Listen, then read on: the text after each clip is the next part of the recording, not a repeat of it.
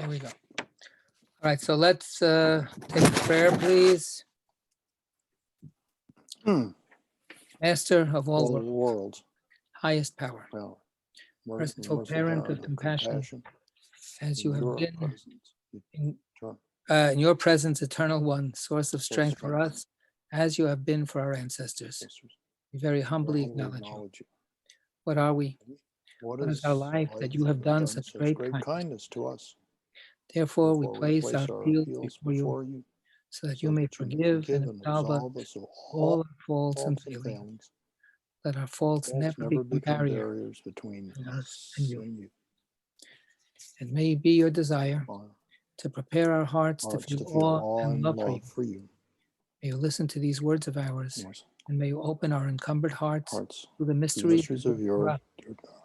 May this our study source of pleasure before your throne of glory like sweet incense.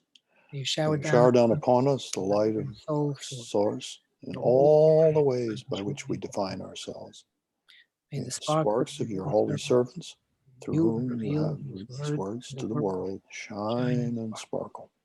May their merit, their ancestors' merit, and the merit of their Torah, their innocence and their holiness, stand for us so as to prevent us from stumbling when we study these words. In their merit, may our eyes be illumined by what we study. As in the saying of the sweet singer of Israel, open my eyes that I may gaze into the wonders of your Torah. May the words of my mouth and the thoughts of my heart be acceptable to you, my rock and my redeemer. What is the eternal who grants wisdom? It's from his mouth that knowledge and understanding issue forth. Na na na na na na na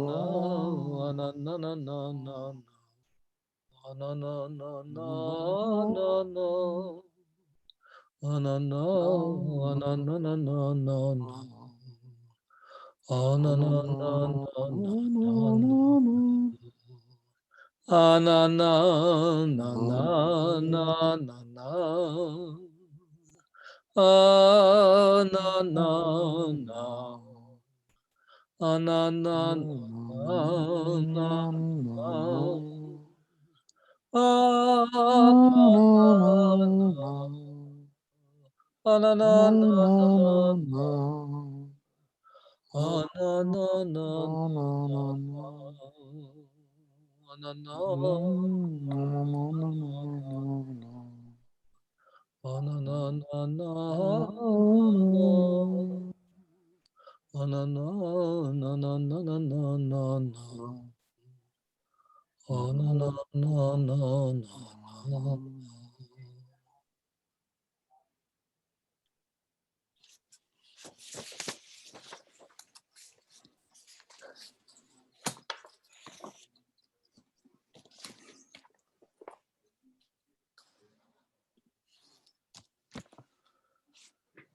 Good evening. We're beginning now on page 342 with a not so. So I guess we have to just remind ourselves of what happened on 341, Rabbi Acha.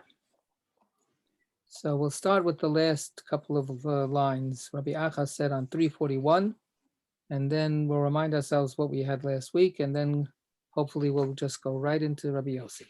So who would like to read? Oh, look at that. What a surprise. Okay. Amazing, isn't it? Amazing. And Yud-Hey Vav-Hey. No, that's, all right. You know what? What the heck? Pardon me for interrupting you. Go ahead. And Yud-Hey Vav-Hey will be to me Elohim. When I return in peace, I will face even compassion as judgment, for I will serve him constantly. Rabbi Abba said... That's the end of Rabbi Chia. So, and the issue is, what's the relationship here between the two sides of Yaakov? Yaakov has both Chesed and Din feeding into him, and we have Yud Hey Vav Hey, the Shem Hashem, Shem HaMeforosh, which is supposed to be his place, but Elokim often seems to signify judgment. So what's the relation between them? So Rabbi Chia goes, when I return home in peace, then I will take compassion and judgment together. Okay, and I will serve God constantly. Rabbi Acha said. Rabbi Abba said. Acha. Aha, sorry. Rabbi Aha said, Jacob said, now I don't need judgment. When I return to Father's house, I will merge with judgment, bonding with it. Okay, so for Rabbi Acha, the idea is putting off the judgment till later. That's what we finished discussing last time. And right now, that's not what I need. What I need is just love, love, love. But later on, when I'll be able to be stronger, I'll be able to take the judgment as well. So that's when the Elokim aspect will finally come into play. Now we're up to Rabbi Yossi. Rabbi Yossi says not so. So apparently Rabbi Yossi disagrees. Rabbi Yossi. Go ahead. Rabbi Yossi said, not so. Rather, he said, now if Elohim will be with me, I need judgment to protect me until I return in peace to Father's house. Once I return in peace, I will merge compassion with judgment, clustering in a faithful cluster, all coalescing as one. Okay. So Rabbi Yossi now is saying, actually, that aspect of God called judgment, din, gvura, I'm not putting it off till later. I need it right now. However, he's understanding the aspect of judgment in a different way. Right? How does the aspect of judgment become welcome for Jacob now?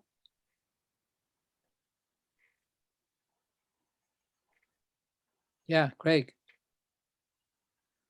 He's saying that in this case, judgment actually protects him. So how does that do that?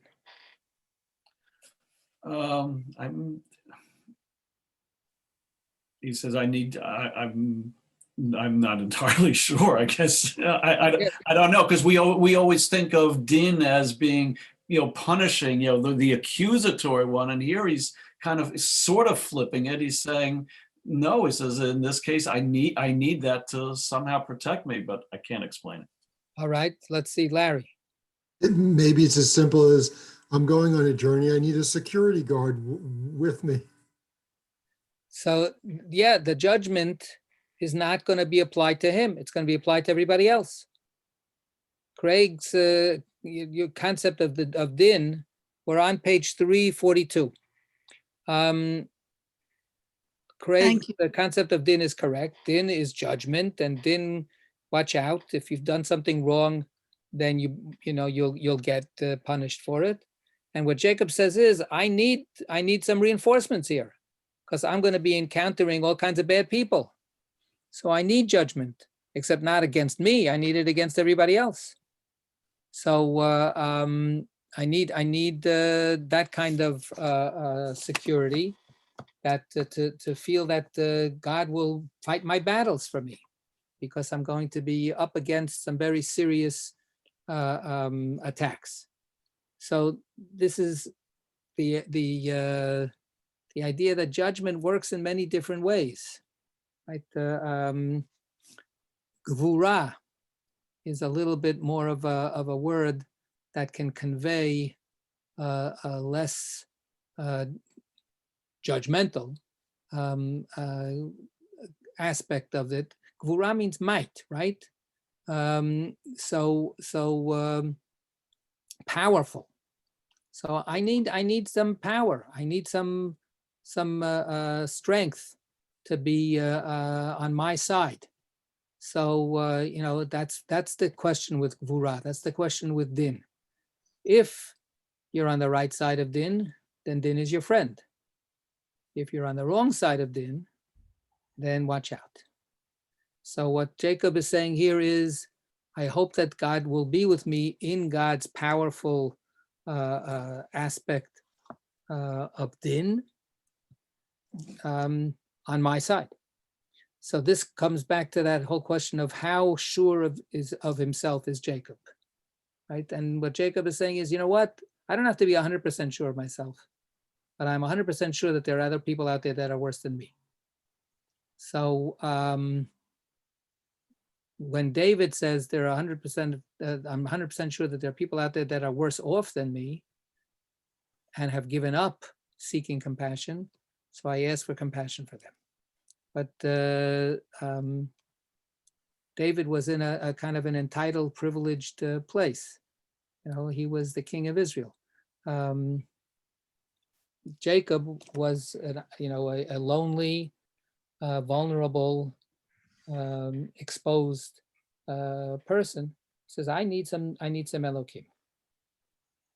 Okay, and then when I come back in peace, after this whole journey, then I'll be able to be compassionate. Right? Then I'll take the compassion and mix it with the judgment together and bring everything into one unity. And that's his job, as to be fully Jacob. That's his final, station, to be the complete mixing together in the best possible balance of compassion and judgment. Okay. Good. We'll see that this is going to be still a little bit more back and forth, but that's the key, that there are so many different faces to this aspect called judgment, and to the name Elohim. We're going to see that again and again. Okay, and this stone. And this stone that and this stone that I set up as a pillar will be a house of Elohim. For then all will be a single cluster. This stone, blessed from right and left, blessed from above and below, because I will give a tithe of all. Okay, so now again, the Zohar is taking the next verse in Jacob's pledge. And v'ha'even hazot asher samti matzeva, even the stone is for the Zohar mostly associated with Shekhinah. So this is Jacob operating again in an intent of unifying all the different aspects of God and raising up the stone, raising up Shekhinah to be a pillar, a house of Elohim. Then all will be together in one cluster. This stone, Shekhinah, blessed from right and left. Remember, all of the different aspects of God are flowing into Shekhinah from the right side and from the left side, and from above and below. How is Shekhinah blessed from above and below?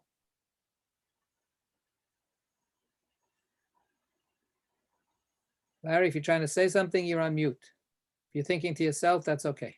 No, I from above, because Shekhinah receives from the upper Sfirot, from Bina on the left, also from Tiferet through the Yesod, etc. From below, through people. In other words, that people do things they arouse from the arousal from below. So above and below. And left would be, and right would be that the two sides, the Gevura and the Chesed, or the ones that are closer. Netzach and Hod. Right. Right. Yeah. So the main thing here with the above is the divine, and the below is the human. Shekhinah, who is, the contact point of the divine with us, she is blessed. She is augmented. She is sustained and given nourishment, not only from above, but from us, from human beings. Every mitzvah that we do, everything good that we do, everything that we do for God's sake, is strengthening and feeding, and that's what blessing is, feeding Shekhinah, and then she passes it up forward and upward, right? Because I will give a tithe of all. So this follows up, if you see the note, there's a verse, where's the note? 178. See same go ahead. blessed from right and left. The stone symbolizes Shekhinah, who is blessed by both sides of the Sifrot above her, Above her. as by human righteous action below. The tithe refers to the conclusion of Jacob's promise in this verse. And everything that you will give me, I will surely tithe to you. This tithe also symbolizes Shekhinah, 10th of the Sifrot, whose blessing is ensured by Jacob's offering. Right. So Sefirot, those are all the divine centers of energy and life. There are 10 of them. The Shekhinah is the 10th of them. So she is sometimes thought of as the Maaser, the 10th one. And when we give Maaser, when we give a tithe, we are recognizing our connection to the 10th one. Some commentators remark that the verse says, Aser asrenu lach. So it says, Aser asrenu, twice. So translated usually when we have a doubling of those kinds of verbs, we say surely, right? Surely tithe. I will surely give a tithe.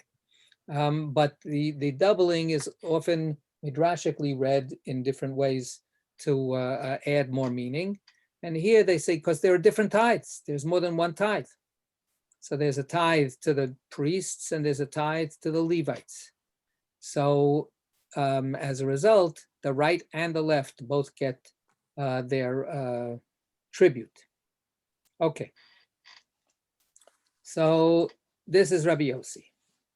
So we've got various ways of trying to think about balancing out or scheduling how compassion and judgment will interact with each other and will finally come into a unified whole.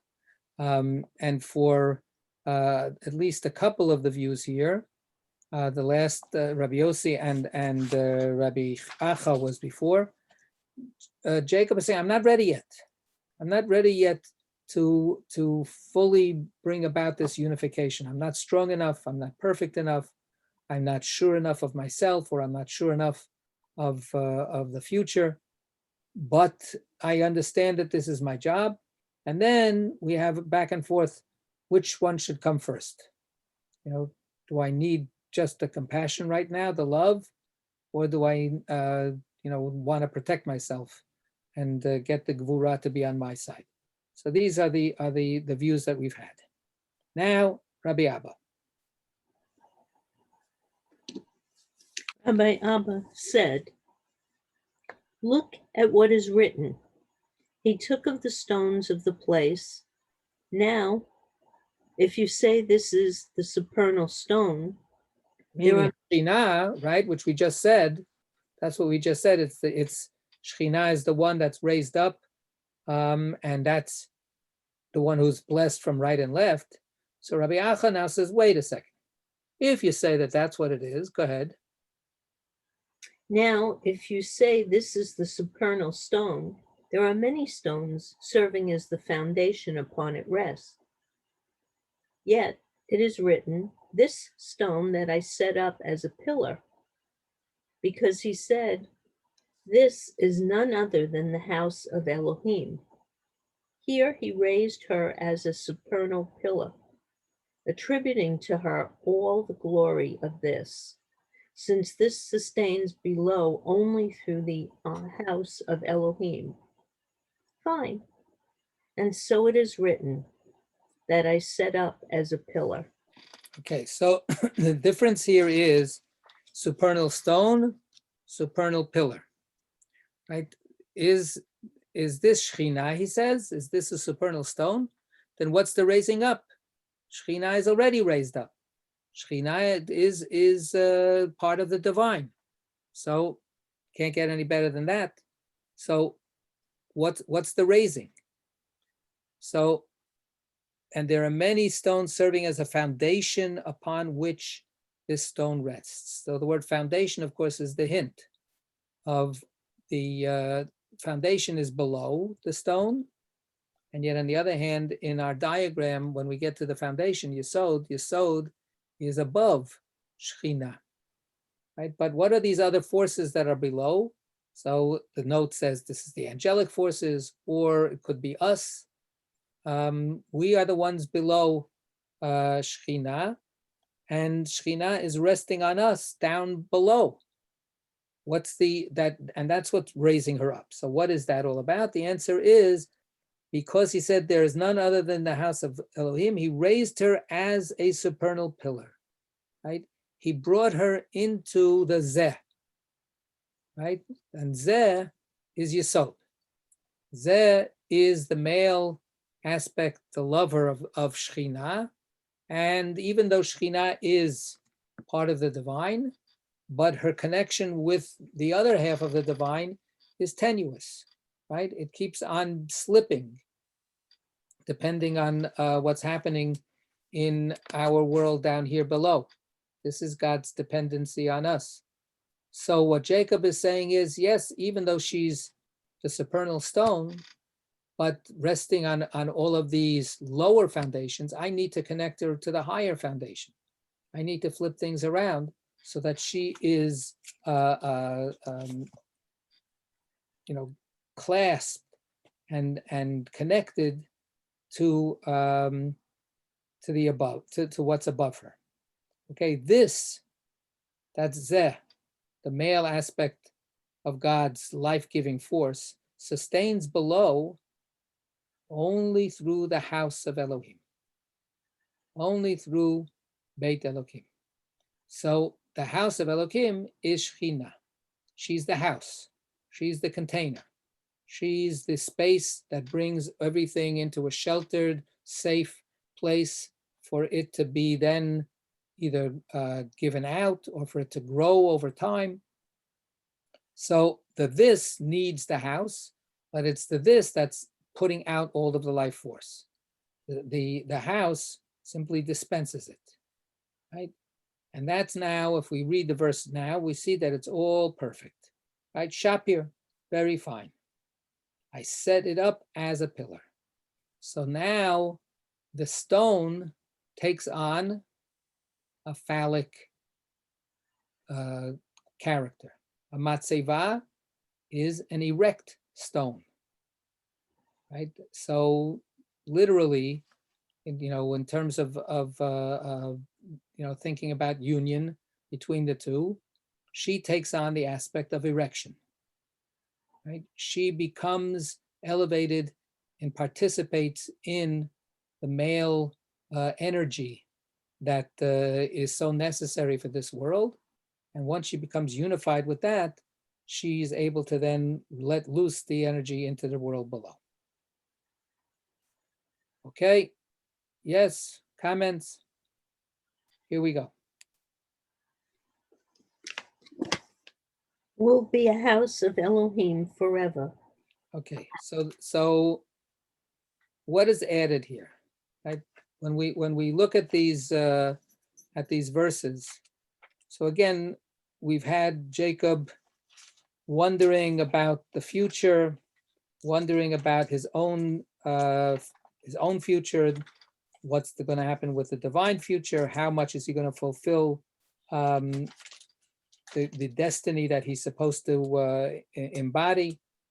But if we read the verse again, he says as this. He says, "Ve'ha'even hazot asher samti matzeva."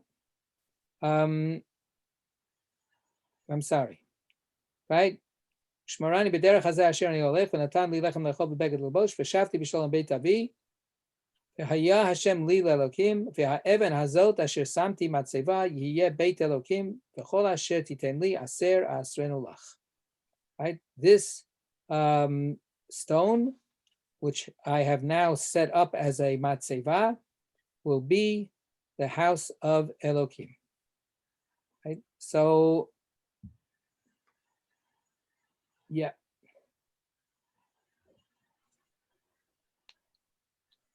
So what is added here by when he says, Yihye Beit Elokim? He already said before, Ma nora hamakom hazeh. Right? How awesome is this place? Hazeh. Ein zeh ki im Beit Elokim. Zeh shara shamayim. This is none other than the house or the home of the Almighty. So it is the house of the Almighty. Right? And now he says, if all these other things will happen, then this place will be Yihiyeh Beit Elokim. So, but it is already Beit Elokim. So what's the future tense here? Forever. Forever. So the answer is that according to Rabbi Abba, apparently, that what it means is I'm involved in a back and forth. I'm hoping that something will come about. I'm hoping that, I can, last through this difficult stretch. But the Beit Elokim aspect, let it be forever. Let it never be dislodged. In Talmud study, we're actually in a discussion about how eternal was the sanctification of Jerusalem and the temple. After all, the temple was destroyed twice. So what does that mean? How continuous, how permanent, how forever is this Beit Elokim, this house of the Almighty that is being established? So his prayer is, let it never stop. Let it be forever.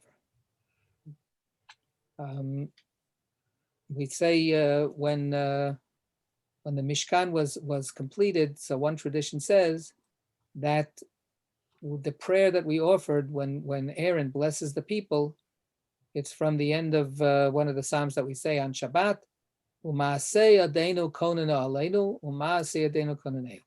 The work of our hands, establish it, please. Right? Establish it for us. Right? Make it permanent. Let it not be something that's done now and then disintegrates. So this is what Jacob is praying here. Okay.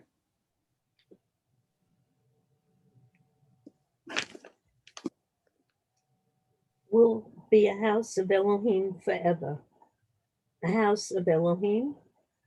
The verse should read, a house of Yud-He Vav-He, as is said, to establish the honor of Yud-He Vav-He. And similarly, let No, us, house, not honor, house. well, sorry, let us go to the house of Yud-He Vav-He. But this is the site of the house of judgment from two supernal aspects, from the aspect of Jubilee, living Elohim, and from the aspect of Isaac. Okay. So the question now is asked, here Beit Elokim. So this stone, which is now erected and united with the rest of the divine, let it be a house, a container for Elohim. So the question is, it more rightly should be described as a container for the male lover's potencies that are pouring into her. So she should be a house for the eternal, for Yud-He Vav-He. She's Elohim. So what do you mean a house for Elohim? You should say a house for Yud-He Vav-He. A house for the eternal, for her lover. So now the answer is, and then we say, for instance, we have other places where it says Beit Hashem, Beit Hashem, Beit Hashem, not Beit Elokim. It's just a little side point, as the note points out, when it says, as is said, to establish the house of Yud-He Vav-He, there's no such verse. As it is said, and then they quote a non-existent verse. So that's the way it goes. What can I tell you? He quotes some other possible similar phrases in other places, in Ezra and in Chronicles, but there is no exact phrase like this quote. But the Zohar is riffing. The Zohar is just simply saying, but you get the point. You get what we're saying. And of course, the Psalms quote is accurate. So why isn't it called Beit Hashem? Why is it called Beit Elokim? So the answer is that here now we take note of the multiple uses of the name Elokim for God. Elokim literally means the powerful ones. That's why I try to say the Almighty, right? This is, the word El is power, and Elokim is the powerful ones, the mighty ones. Sometimes it's not a divine name at all. Sometimes it's about the mighty rulers or mighty judges, or even a mighty spirit, a Ruach Elokim. It overtakes a human being. And it could be for good or for bad. So it doesn't just mean the divine spirit. It means a powerful force. So the word Elokim then sometimes means also, for instance, other gods that are not accepted as gods, but they're reviewed by people as powerful forces. So we use that name for them. So here the Zohar says, and this is Rabbi Abba, he says, Elokim also within the divine array of forces, Elokim can refer to different parts of God, different aspects of God. So Elokim, yes, usually we always say Elokim refers to Shekhinah, and Yud-He Vav-He refers to the male lover aspect of God who is interacting and pouring God's love into Shekhinah. That's the Yud-He Vav-He, the four-letter name of God. But Elokim, and of course we understand that Elokim is also plural, can mean other parts of God. It can signify not just Shekhinah, it can signify Din. So Din, Gvura, the left-hand side. So that's in contradistinction to Yud-He Vav-He, which is the more of the right-hand side. Right? When the rabbis talk about the two different names of God used in the text of the Torah, so they say that Elokim is Midat Hadin, and Hashem, Yud-He Vav-He, is Midat HaRachamim. So they say that all the time. Now when we look at the diagram, for instance, that we have in our book, the left-hand side is not just Gvura. There are other aspects of God that line up on the left-hand side, right? So that's what somebody, Larry, was saying before. So we have, for instance, Hod. Hod is on the left-hand side, but that's below Gvura. So everything below Gvura is getting some of Gvura poured into it. And of course, Shekhinah is the main place of the receptacle of all of this very powerful left-hand energy. So Hod is subsumed under Gvura. But there's something above Gvura that's also on the left-hand side, right? And who is that within the divine array? Binah, right? So Binah is on the left-hand side, but Binah, even though she's on the left-hand side, she's not quite on the left-hand side, because her union with her partner, Chokhmah, is actually above and beyond the bifurcation of right and left. So she's sort of on the left because she, of course, is receiving from her lover. She is the upper mother, and Chokhmah is the upper father. She's the upper feminine, Chokhmah is the upper masculine. They're united without any split. It's only later on that we have this fragile and discontinuous union between the male and the female of God. But Binah is prior to that. Binah is secure. But Binah is the one who actually engenders the splitting. Binah is the one who creates or who brings into being the other 7 lower sfirot, which partake of this right, left, and middle.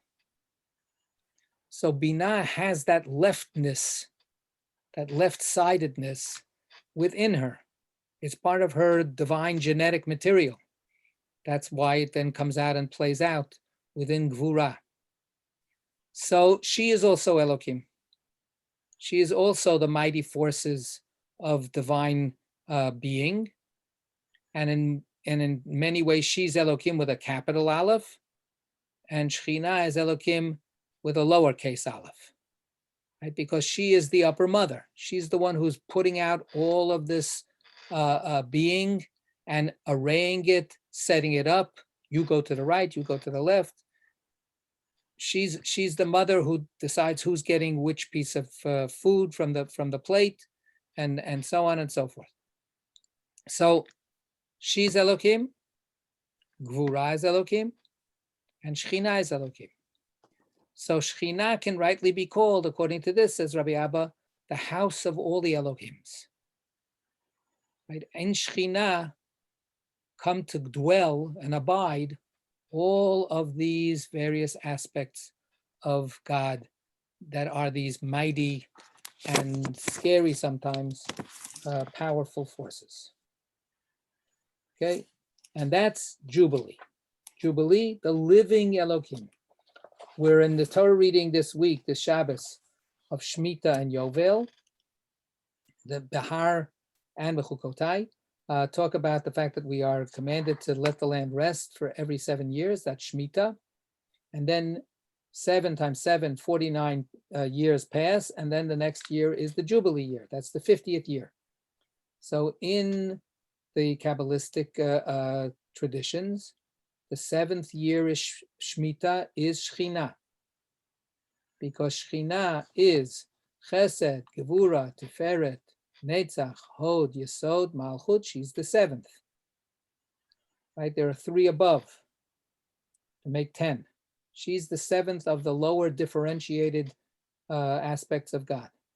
So she's the 7th. She's Shvi'it, Shemitah. Bina, and you have it in the notes here someplace also, Bina is the 50. Bina is, there are Chamishim Sha'arei Bina. There are 50 gates of Bina. So Bina is Yovel. Bina is, okay, one second. Bina is the Jubilee year. And what happens on the Jubilee year? In the Torah reading, when we have just a simple laying out of what the Jubilee year is all about. All the land reverts back to its original owners. All the land goes to its original owners. All people go back home. Everybody returns home, right? They get free.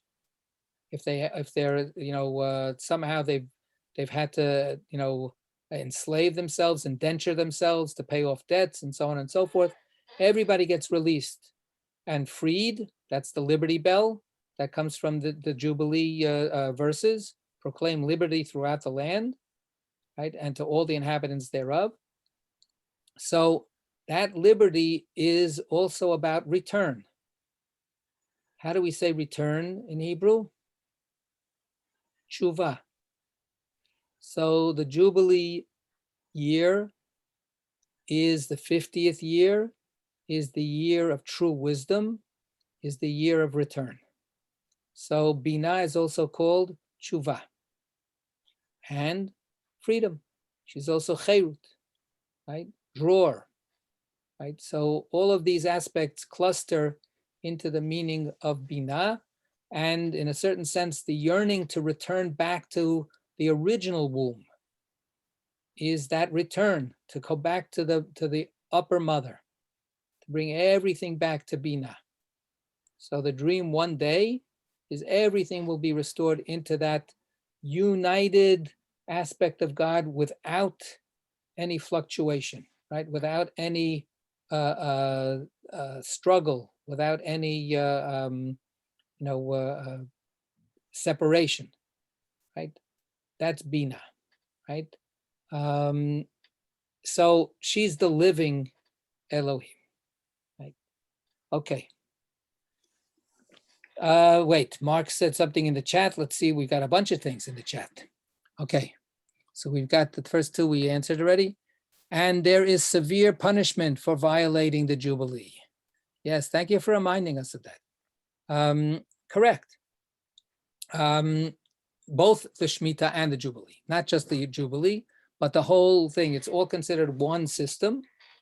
And we talked a little bit about it in the Torah study before.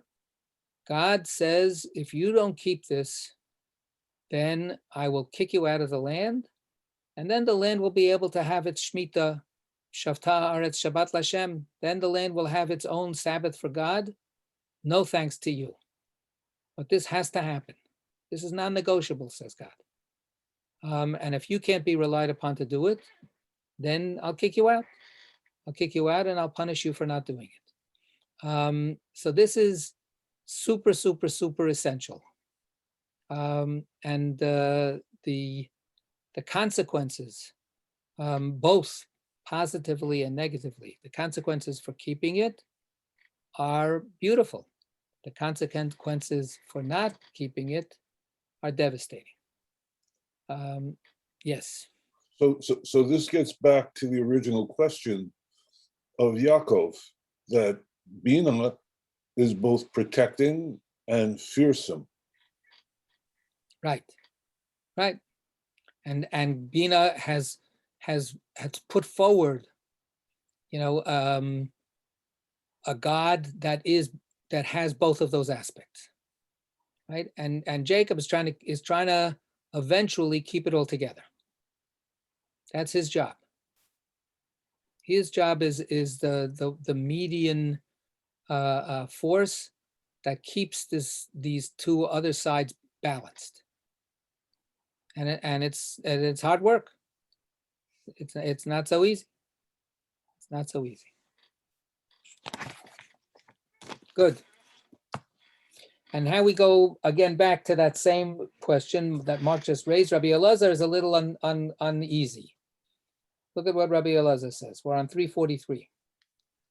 Rabbi Elazar said, even though judgments arouse from Jubilee all kinds of compassion and judgment, all freedom issues from her. Joy of all, rather, house of Elohim, aspect of severe judgment. If for good, from the side of the left love arouses, as is said, his left hand beneath my head.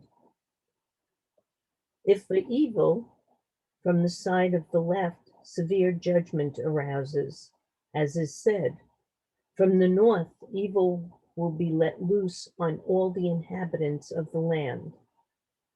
House of Elohim, indeed. Indeed. So, indeed.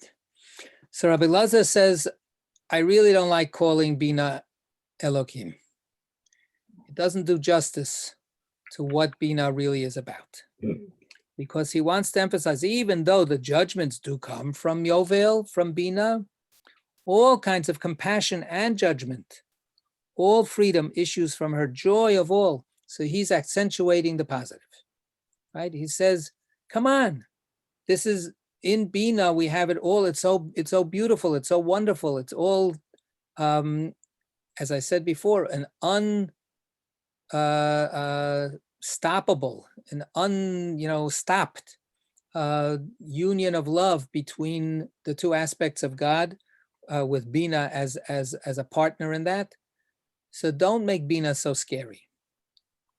Rather, if we're going to talk about Elohim as something scary, let's focus on Gvura, Din, Yitzchak, the Yitzchak aspect, which is a little bit lower. And that part is more iffy. That part is, yes, that force of Gvura can work wonders, or it can be very, very dangerous and destructive, right? Gvura is also passion. If Gvura is marshaled for the right purpose, the right target, if one's passion is directed in the proper way, then it's amazing. Then you have, as it says here, right, from the side of left, love arouses, his left hand beneath my head, from the Song of Songs. This is the beginning of the turn-on. You can't have a turn-on without that passion, without that power coming from the left. So the left can be a wonderful, amazing force. On the other hand, if the passion is misdirected, it can be terrible. So he says, I don't want to ascribe that to Bina so much. Bina, after all, is the mother, to use a Christological term, she's the mother of God. So she's okay, right? But it's this children that get a little worrisome, right? They can be a little bit out of control. So it's in the Gvura aspect that I understand the word Elohim in its worrisome meaning. Okay, and that's the house of Elohim indeed, yes, which makes, and of course we've talked about this many times, which makes Shekhinah as the house of Elohim a very vulnerable house. When we say people who live in glass houses shouldn't throw stones, right? So if that Gvura gets too worked up and you're passionately throwing stones in the house, you're going to destroy the house. So Shekhinah is the house of Elohim, and Shekhinah therefore needs to be protected from her own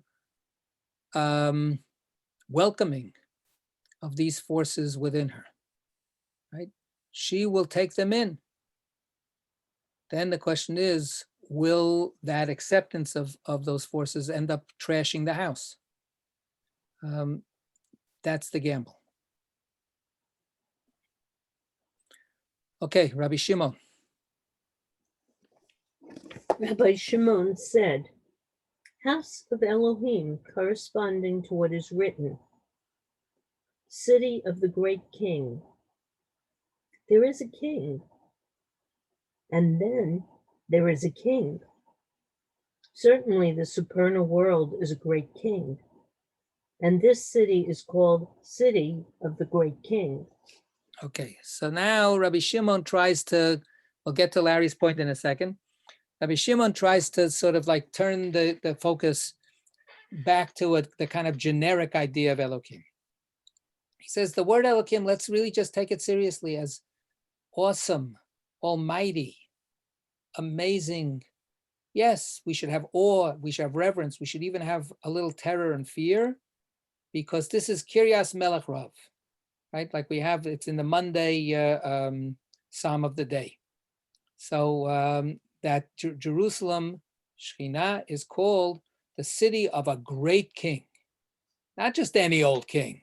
There's a king and there's a king, right? This is one of the proofs that scholars bring that the Zohar was originally written in Yiddish. So, because, you know, a king and then there's a king. So, so this is, so Elohim says we don't have to get into this whole messy back and forth, you know, dicing and slicing between the right and the left. Shekhinah is the house of Elohim. Come on, let's just keep it nice and simple. You know, how about just like taking God as God and not analyzing God too much? Right? Maybe that's where we should start from. And of course, that's where we start from, is Shekhinah. So let's maybe be a little less analytical and a little more just naively faithful. I mean, this is, of course, one of the great tensions, struggles within any religious community, within any religious soul, within any religious group or individual. You know, how much do you work out these things, and how much, when you work them out, do you actually end up beating them to death? You know, how much do you have to just, to use a Shemitah term, how much do you just have to let go of all of the sophistication and just keep it simple? Of course, the irony here is that who is saying this? Who is advocating the most simple reading of all? The most sophisticated of all of these people, right? This is Rabbi Shimon, the teacher, the guru. All of his disciples have learned all of the lingo, they've learned the discourse, you know, they've learned all of the vocabulary, they've learned all the theory.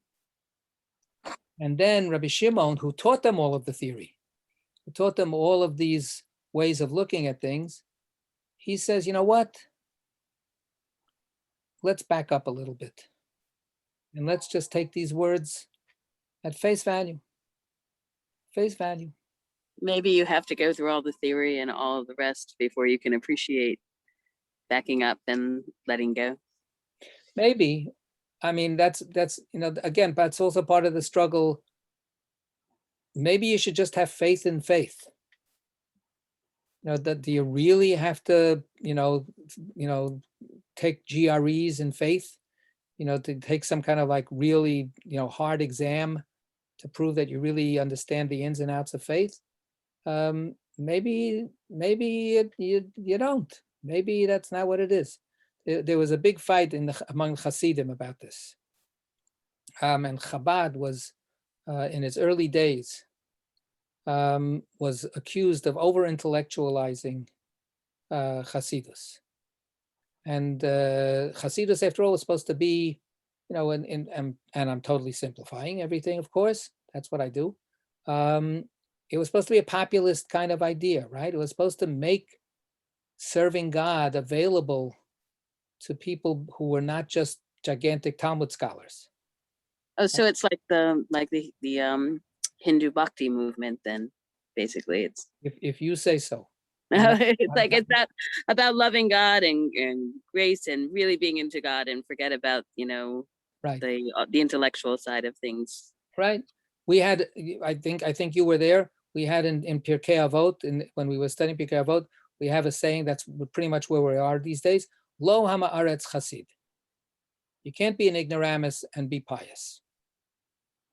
But on the other hand, we know all through history and through, like you say, even in other religious traditions and cultures, sometimes the simple faith is elevated to be the purest faith, right? The simple person without any mishigasin, without any questions, is the person who is the most admired and beloved, uncontaminated with all the other alien kinds of issues.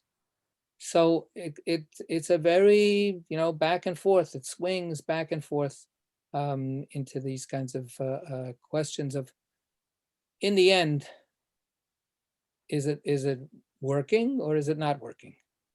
Right? If Maybe depends on who you are and which right, approach is going to work for you. right. However, there's always worry, right? There's always worry. You know, will you fall off the cliff? You know, the Icarus question, right? And so just go. If you go too far, then all of your brilliance and all of your passion and creativity and courage and all of that, it needs some leavening, right? It needs some, maybe leavening is the wrong word, but leveling. How's that better? It needs to have some kind of balancing back and forth. You have to balance between the right and the left. That's Jacob, right? So this is the struggle here that's being brought up. Okay. So we can go, yeah, we got plenty of time. We're going to start now another little story. Okay, here we go. Rabbi Hia and Rabbi Hizkiah were sitting under trees in the field of Ono. Rabbi Hia fell asleep and saw Elijah. He said to him, "From my Lord's luster, the field glows." Okay, good. So we stop here for a second. We have this beautiful little setup. And two of the disciples, they're out there under the trees in a fertile region near Lud. Okay, so somewhere in the middle of the country. They're not up in the Galilee right now. They're in a field of Ono. So of course, fields have a lot of associations for the Zohar.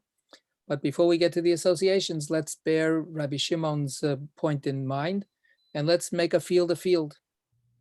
And just let's imagine these two fellows just sitting there on a beautiful day under the trees in this place. I'll tell you a story. It was this is a real story, a true story. It happened to me many years ago. A friend of mine and I, we were both friends, painters together.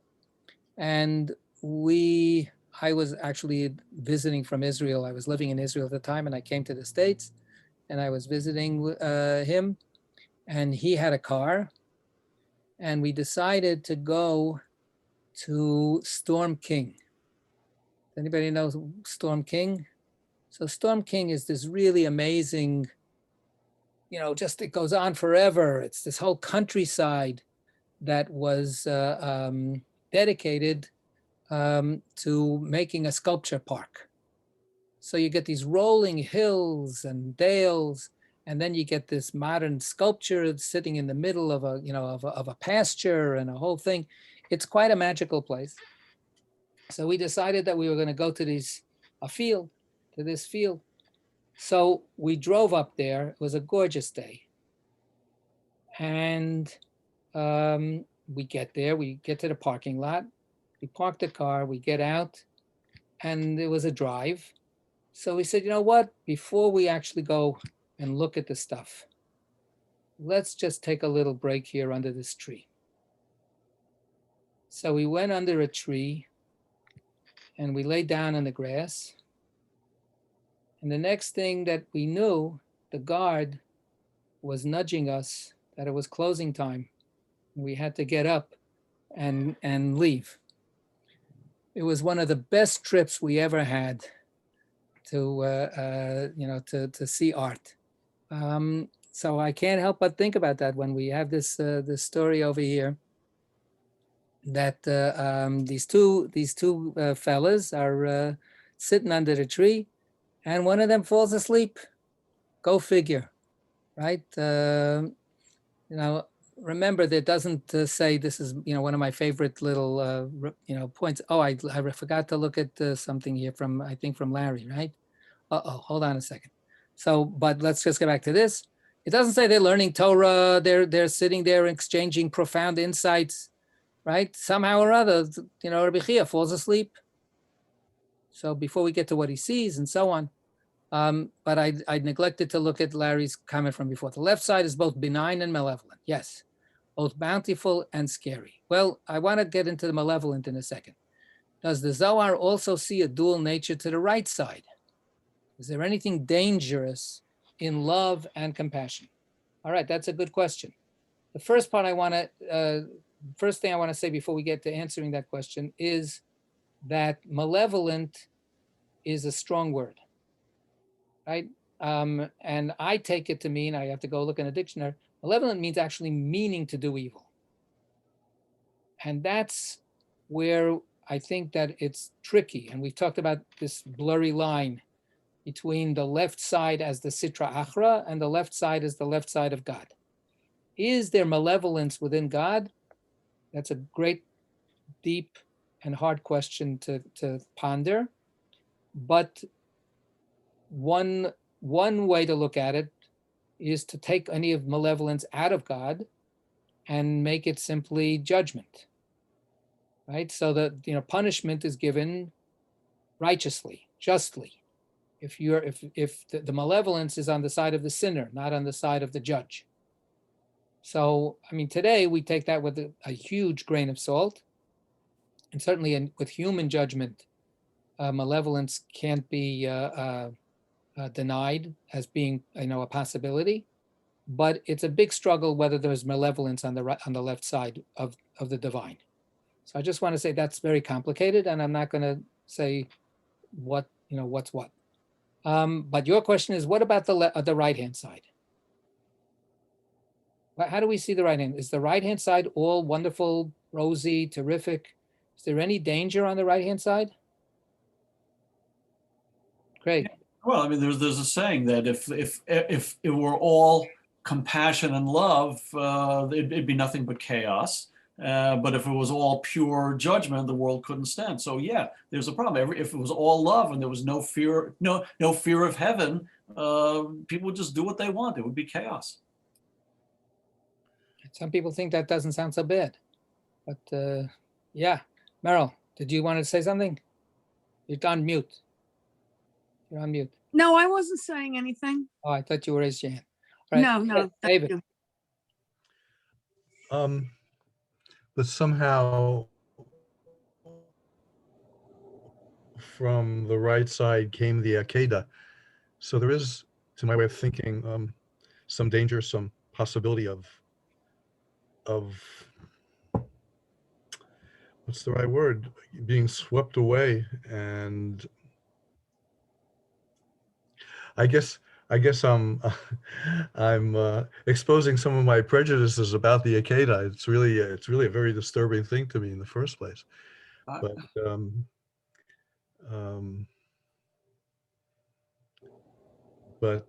I don't know. Maybe I said enough. I disagree. I don't. The Akeda didn't come from the right side, as I recall. Way back when we were studying that, there was a point that Abraham actually had to take on some aspect of Gevurah in order to do what he did, because otherwise he couldn't have done it otherwise.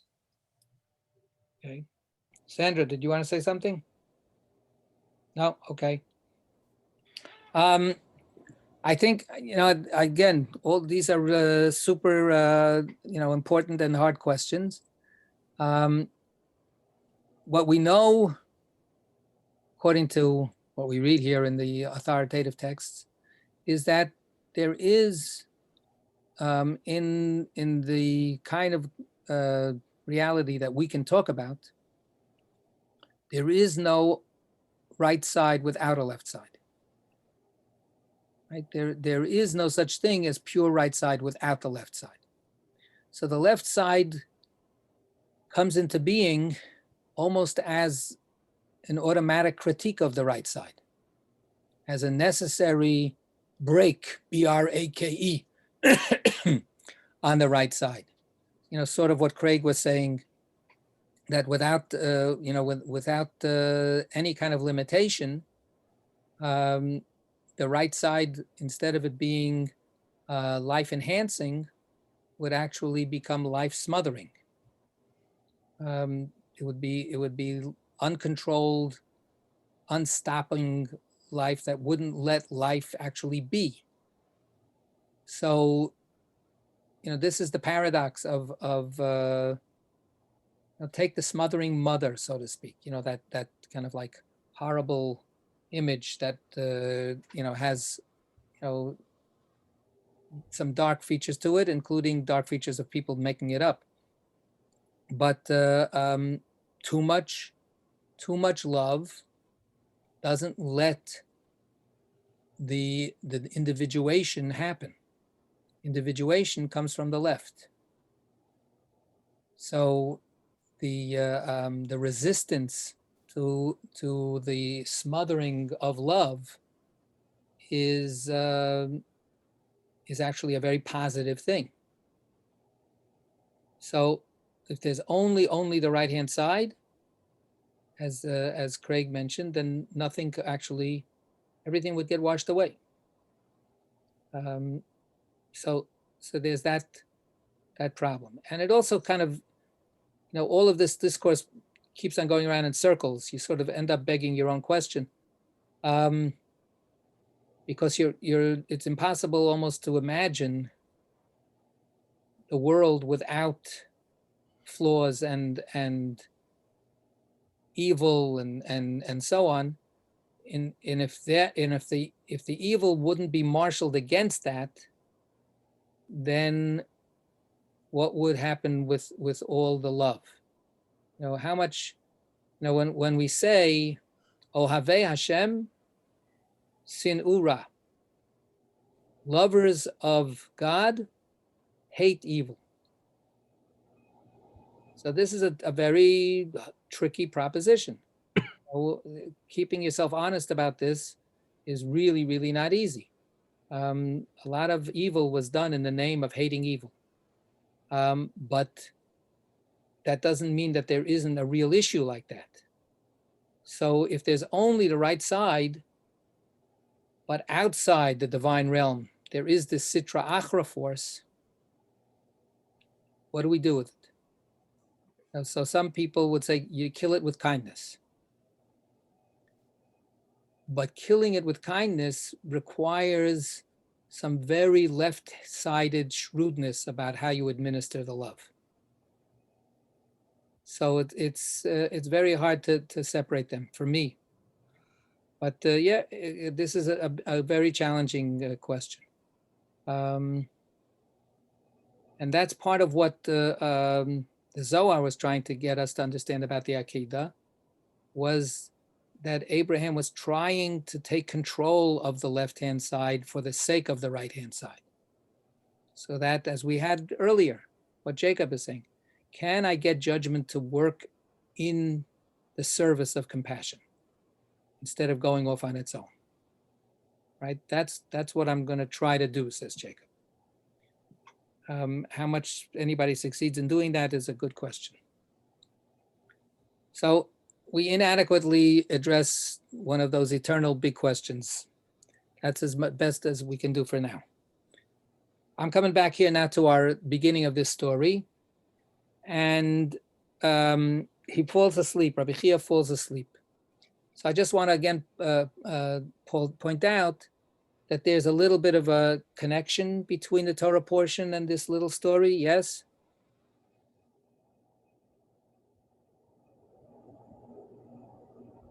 Jacob gets to a place, he collapses and he falls asleep. Right? So this is kind of like a counter story to the Jacob story, where a person gets to a place and falls asleep and they have a vision. However, in the Jacob story, it's nighttime. He doesn't see anything anywhere around. He just sees a bunch of rocks. He's terrorized. Right? Here, he's alone. Here, it's two people, friends of each other, right? It's a wonderful, green, beautiful, it's the parking lot of Storm King. And the guy falls asleep And so it's a kind of a mirror image of the Torah portion's opening scene. So, and he doesn't see what Jacob saw, but not bad. He doesn't have a bad vision. He sees Elijah. Right? So he sees Eliyahu. And if you then read what he says in 193. Errol, you got it? I will. Soon. Of course, I'm on the wrong page. Why would I think that I should have turned the page? So silly. Saw Elijah. According to the Bible, the prophet Elijah did not die a normal death, but was carried off to heaven in a chariot of fire. He became associated with the Messianic age, and in rabbinic tradition is described as still existing and revealing divine secrets to righteous humans. In Kabbalah, mystical experiences are known as revelations of Elijah. Right. Gilui Eliyahu. So when it says, even in English, revelations of Elijah could be understood in two ways. Revelations that Elijah dispenses, teachings, or some kind of thing, truths that are revealed by Elijah, but it also means the revelation of Elijah himself. All of a sudden, Elijah is appearing before me. He's revealed before me. Gilui Eliyahu. So, and that's considered always a privilege, a blessing, and an authoritative source of wisdom. So this reflects very well on Rabbi Chia, that he sees Elijah, right? So he's merited this beautiful vision. And then he says to Elijah, "From my Lord's luster, the field glows." So the luster, partly the luster recalls Elijah's going up in a chariot of fire, right? So Elijah is surrounded by this aura, by this shining. In a lot of religious traditions, people are described as being surrounded by a fire or a halo of light when they attain spiritual greatness. And from my Lord's luster, the field glows. So he's seeing Elijah, but he's seeing him within that very field that he was, visiting. So there's an interpenetration here between the vision and the place that in real life that Rabbi Chia is occupying, and the light, the aura from this imaginary vision or the spiritual vision, right, ends up suffusing the real life earth and field that's before him. So what's going to happen next? As they used to say in the Saturday matinees, stay tuned for next week and we'll find out. Okay? Okay. Isn't everybody? Yeshkoach.